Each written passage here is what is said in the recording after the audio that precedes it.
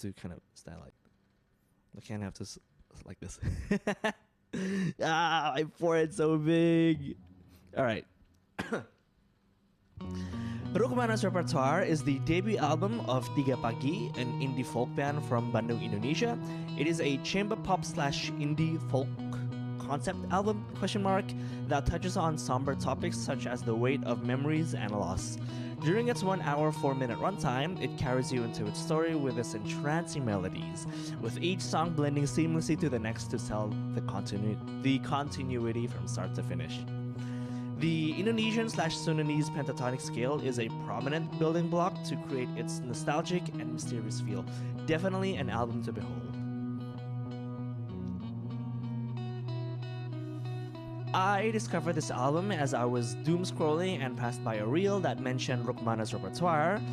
What piqued my interest was a comment that said, "I envy those who will experience listening to the album for the first time." So I said I'd bet, put it in my library where it sat for a couple of weeks while I waited for the perfect time to listen. That comment was quite daunting considering my inexperience in indie folk music and lack of discussion around the album that I could find, so here's my review and my interpretation of it. The album definitely felt like it had a story or a concept. The word repertoire itself is synonymous to a soundtrack. It's not obvious, but the hints are there and allude to a blurry mental picture, and the song Alang Alang is a beautiful opener that sets the stage of a story about memory, identity, love, life, and death. The music brings my imagination to conjure the story of someone, presumably Roekmana, visiting a village that holds significance, perhaps one where they grew up in or where they spent a considerable amount of their life in. There, Roekmana reminisces the memories which, at this age, Roekmana is finding difficult to recall as they struggle with memory loss. There is a story of a woman named Erika that Roekmana knows holds some significance, yet the details are blurry to both Roekmana and the listeners. Batu Tua then shifts to a conversation with a rock, presumably a grave, probably, where Roekmana washes it with advice and wisdom. Somehow they feel directed to Roekmana themselves as they feel their physical manifestation starts to fade, a parallel to the loss of the mind from before. The third quarter of the album delivers a clearer image as the music and lyrics shifts from Roekmana's hazed thoughts to cognizance of their situation. They're dying, they're clinging tightly to something that is no longer in their grip. The music begins to evoke fear of the inevitable. Then the song The Way provides ease to the mind with its interpretation of death and detaches Roekmana from the mortal perspective to something far larger. Finally, the album ends with acceptance and Roekmana moving on to the next world. In truth, the lyrics are quite inconclusive and are only of murmurations. It is with the help of the music and composition that really helps sell the concept of the album. Although simple, the composition helps build the entrancing story. At least two guitars constantly play differing arpeggiated patterns of the Sundanese pentatonic or Javanese pentatonic pattern that creates different textures. Together with the prominent use of strings and later an organ and even a theremin, the music paints the base canvas for the lyrics to then animate the story forward. This album is an amazing study of stacking different melodic patterns that interweave with each other, akin to Baroque music. Traditional Indonesian music that features gamelan, such as those found in Sundanese culture, is shaped similarly. Another parallel to gamelan music is the lack of percussive instruments, although gamelan itself is percussive, allowing instead the walking melodic lines to dictate the rhythm. Overall, the melodic stacking works to create beautiful chord voicings. Overall, the melody stacking works to create beautiful chord voicings.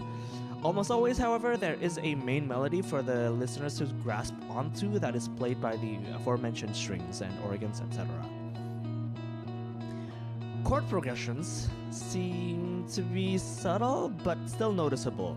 There doesn't seem to be any new or inventive chord progressions, but the pattern stacking creates novel textures. The term impressionistic harmony comes to mind when trying to describe the atmosphere and ambiance, with chords within sections and sections within songs having contrasting dark and light, tension and release, somber and mellow impressions. Indeed, this experimental mentality seems to be synonymous with the Tiga Pagi band. Being a self-proclaimed ensemble group more than a band, Tiga Pagi definitely has garnered quite a following. Perhaps owing to the success of Roekmana's Repertoire, being nominated into Indonesia's top 20 albums of the decade and acclaimed others, Tiga Pagi has become quite familiar to the ears of enjoyers of Indonesian folk music all the way to jazz musicians. This album also features some interesting names, such as namestays in the indie folk scene, Khalil Mahmood and Aji Gergaji. But then, who is Roekmana, whom the album is named after? Honestly, I'm not sure, but one name that pops up is Siti Hardianti Roekmana, aka Tutut Suharto, aka President Suharto's first child and Indonesia's 24th Minister of Social Affairs.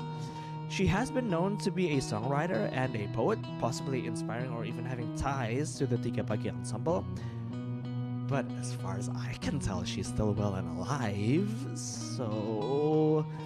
A snippet of her father's speech is even featured near the end of the album.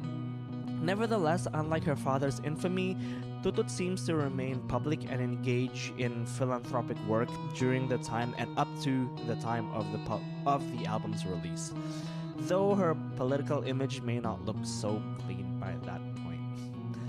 Perhaps the album is an ode, a fanfic, or a headcanon of what Tutut's end of life would be like. Then again, I'm not really sure. Overall, Roekmana's Repertoire is an enchanting and entrancing album. I'd give it a solid 9.5 out of 10. It features beautiful use of the Sudanese pentatonic, stacked similarly to a Baroque composition. The album feels like it's supposed to be one continuous song, so I dedicate some time to listen to it front to back. It touches on some heavy topics, such as memory loss and death, accompanied by lovely compositional work. But the music is never overwhelmingly physically intense, only emotionally. This is just all my take though. Give it a listen. I'm sure you'll love it. Bye, and I'm not wearing any pants.